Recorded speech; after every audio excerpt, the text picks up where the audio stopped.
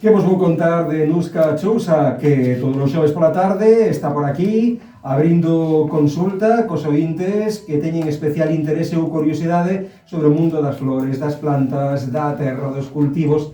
Para todo iso ten sempre a resposta e solución Nuska cada semana. E senón, sempre de hoxe en 7 días podemos buscala, que tampouco hai problema. Sí, eu non teño resposta a todo, pero sí o que teño os recursos para intentar axudar buscando a resposta máis axeitada. Pois mira que nos chegan consultas, Nuska, ¿Sí? todos os días da semana.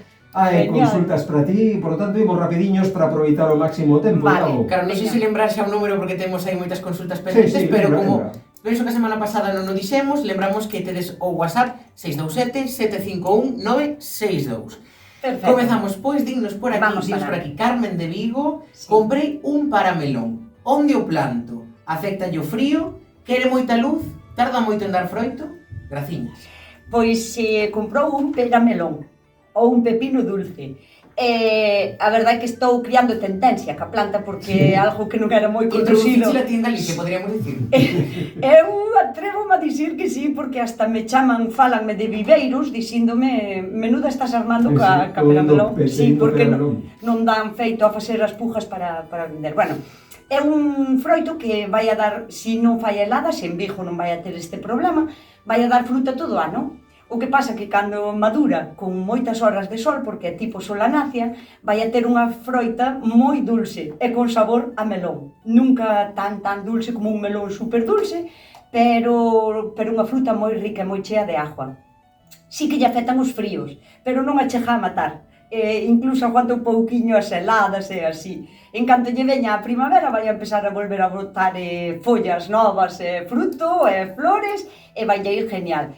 E donde plantala? Pois en un sitio, ao ser unha solanácea, eu diríalle que buscase un sitio da horta todo máis abrigado que poida dos ventos máis duros e, por suposto, con moitas horas de sol, que non a poña na sombra de algo que lle impida recoller luz solar. E nada máis, e poucos máis cuidados, fertilizar de vez en cando e xa está. Mira que pouco, que ben, sí. Que maravilla. É moi agradecida porque bota kilos de fruta, sí. Potente, grande, chea de agua, rica, Un día, éibole de 3. Veña. Aproba xa o froito, non? Aproba, sí, claro, o froito. Porque aí para plantar non temos moito, pero hai, pero... Está ben. Dinos por aquí, Ana de Muxía, podo podar estes días que non chove roseiras, hortensias e limoeiro? O limoeiro vai a esperar un pouquiño hasta recollerlle todos os frutos, porque o limoeiro, igual que o naranxeiro, podese podar, non vai a ter parada, digamos, non? Non vai a ter unha parada vegetativa como ten, por exemplo, a masanseira.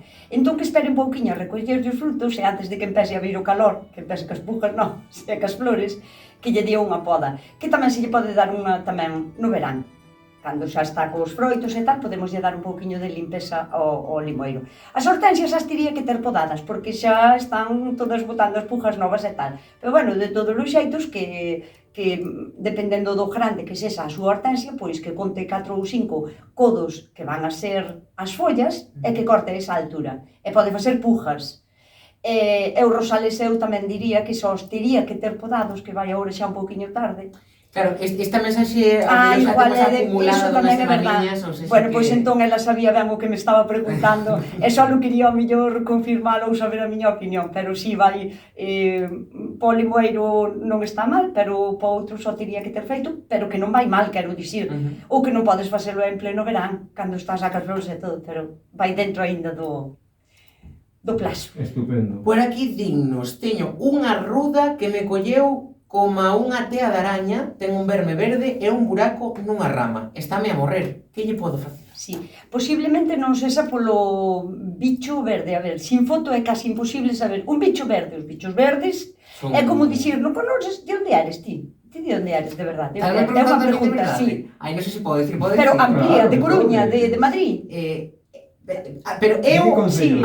Bueno, eu son metade de Teo, metade da Estrada. De Teo, é conoces a Manolo de Teo? O moreno. Non. Ves? Pois é o mesmo que preguntarme por un bicho verde. Claro. Quero dicir, preguntarle así a alguén sin foto, un bicho verde é casi imposible, pero bueno, se está na ruda, xa son un pouquiño máis selectivos.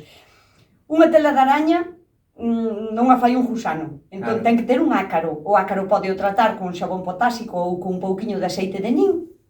Se é un gusano verde bonitísimo que vai a ser moi grande, vai a ser unha futura mariposa Papilio macaón, que é fermosísima, e o gusano chega a ser ben de 12 centímetros e ten uns coloridos... De ancho de longo, non? De largo, sí. Un bicho importante, porque a mariposa, o Papilio macaón, é un pedazo mariposa así fermosísima, con colores azules, brillantes e tal. Entón non debería de matala, porque o único que fai é pois comer ruda, non fai tampouco moito mal, e depois a mariposa vai estar polinizando todo o verán a súa horta.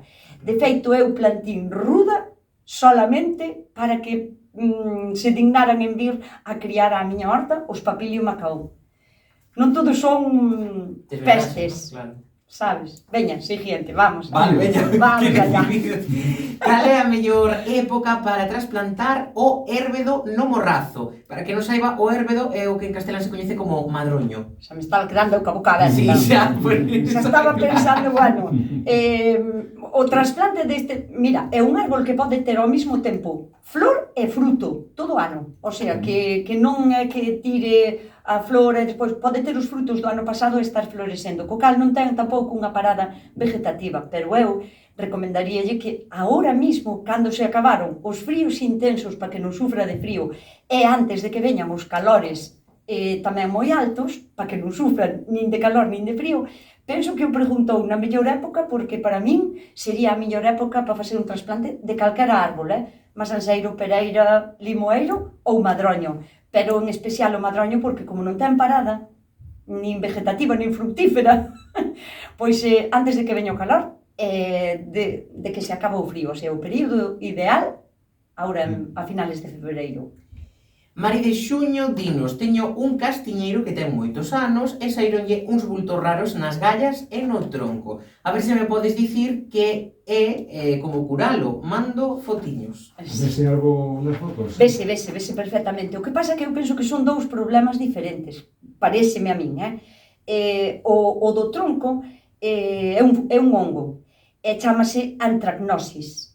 Mira, dixéchelo de corrido aí. Sí, pero bueno, é un fungo que vese que está toda a corteza cortada, non? Polas cortezas cortadas é por onde poden entrar os fungos. E o de cortarse a corteza pode ser por 1000 motivos que non teñen nada que ver co que ten agora mesmo o árbol, non? O árbol o que intenta é pechar unha ferida que tuvo, fose cal fose, ao mellor por lle dar estica a máquina de cortar erva ou que fose. O árbol intenta pechala. E ao intentar pechala, pois vai cicatrizando desta maneira e vai como se foran estes bultos, que son como callos, parecen como callosidades, para envolvelo mal, non? Que non sempre o consigue, porque ás veces o hongo quedase dentro desa callosidade que o árbol provoca para proteger a ferida que alguén fixo, non? Que non é del. Entón, se o hongo se queda dentro, dúas posibilidades. Se o árbol é moi novo, vai morrer. Se o árbol é moi vello e a callosidade está en unha rama, podemos cortar polo san, ou sea, por debaixo da callosidade, para evitar problemas.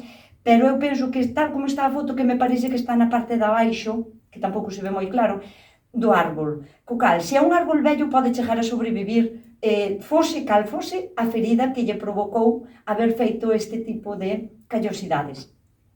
E a outra foto que manda non me parece tanto unha callosidade feita por culpa de un fungo, ou sea, provocada por calquera corte ou que fose, sino que me parece máis ben unha especie de bugallo, unha cousa como a que fan os carballos cando unha avispilla lle fai un daño nunha rama e o árbol protégese, forma un bugallo e saco para fora da rama, non? E isto pareceme tamén, pois, a avispilla do castaño, que é de origen asiático, como non? Pero non é a avispa asiática como tal, pareceme que ten dúas cousas diferentes o árbol. Comentabas o da árbore bella que se repara por si soa, o se é por si soa ou hai que Non, fai no ela. Ela sola. Vale. Ti a calquera rama de calquera árbol, non ten que ser un castaño, un nogal, nin nada. A calquera rama ti cortaslle a ras unha das ramas e ca corteza que lle queda alrededor da cicatriz que ti lle provocastes vai a intentar envolver esa cicatriz todo canto poda. Pois iso fano todas as plantas, o sea, calquera daño que lle provoques ou que lle provoque un bicho calquera, vai a intentar envolvelo e ás veces o mal quedase dentro. Claro, depois non hai que volver a cortar nada, xa se queda aí. Queda pechado, claro. Por eso, cando se fan as podas máis agresivas, que son xa con un diámetro de 3 ou 4 centímetros, recoméndanse cortar a carón e non deixarlle un toquiño pequeno de 10 centímetros, porque eso vai a pudrir e non lle deixa ao árbol acabar de pechar. Entón, mellor libre, cortes limpos, para que o árbol poda envolver. Envolve todo o mal que teña, o árbol vai intentar curarse a sí mismo. Que inteligente a natureza, Sí que o é, sí que o é. Pero tamén o noso corpo o fai, ti clávaseche calquera cousa na carne ou así, que é ajena totalmente ao corpo, primeiro intenta expulsala criando unha, pus, non, como se di, unha infección, e se non é capaz, o que vai a tratar é de envolvela con un callo, con máis piel ou con o que sea, envolvea. Podes vivir con eso dentro do corpo sin ser teu. Canta xente conoces que, non sei se conoces, pero oístes falar de xente que foi á guerra que ten unha bala de plomo metida no corpo. O plomo, imagínate, pero o corpo envolvea de tal maneira que se protege a sí mismo dese corpo extraño. Pois así é a naturaleza. Alucinados quedan. Xa podemos pechar aquí. Non, que hai moita pregunta ainda. Hai moita aquí. Dices por aquí, quería preguntarlle a Nuska se o abono para plantar as patacas é mellor botalo na leira e despois fresar e plantar, ou se é mellor poñerlo en cada pataca no propio rego de plantar. Unha mensaxe que nos manda Carmen Castro dende Pollo. A mí non soname, eu creo que a referimos, pero de todos os xeitos vai a depender do tipo de abono que queiramos botar. Ti imagínate que estás sacando esterco ahora mismo das cortes para preparar as leiras para plantar agora na primavera, non? Se o sacas ahora mismo, está ben que o deixes a derriba, porque ten que acabar de madurar, non? E se ten ovos de cucarachas, de moscas, do que sexa, que acaben de eclosionar e que se marchen, que non se queden ali na túa terra. Pero, sin embargo, se tes un abono, un esterco que xa sacastes, que está maduro, que é un esterco que podes usar directamente nas plantas, entón sí que se pode poñer no rego no mismo momento en que plantas a patata. Eu nunca o poñería en contacto directo, senón que, pois, no fondo do rego, o esterco, un pouquiño de terra, despois a pataca, non? Ou como se suele facer, no fondo do rego o esterco, e a patata, cando se van poñendo as patatas ao trator, non á man, pois vanse clavando no medio do rego, sabes? A unha distancia como máis para arriba que o abono.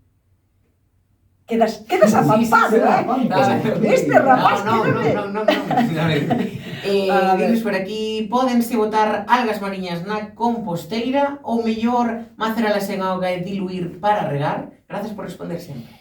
Mira, as algas é sempre unha opción buenísima para intentar fertilizar as nosas terras. Na miña casa de toda a vida, se foi ao argaso no inverno, quero dicir, en este tempo. O mar revolve, arranca o argaso e algas e botas para fora. É verdad que se o deixas na playa, a mesma playa vai no recoller de novo, non? Pero sempre... si che deixan collelo, porque se outra que agora non en todos os sitios podes ir a recoller argaso, aínda que vou tomar fora.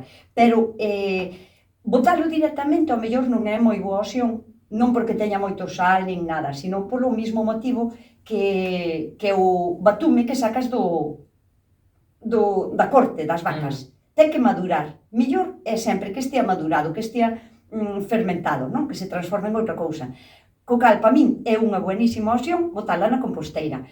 O de facer un macerado hai que ter cuidado porque ao maceralas podese nos pasar, en vez de facer un macerado, fagamos unha pudrición de algas. Entón aí podemos meter patógenos na terra que non son nada deseables. Pero bueno, as algas, mira, revitalizan a terra, potencian o crecemento tanto da planta como das raíces cando están crecendo.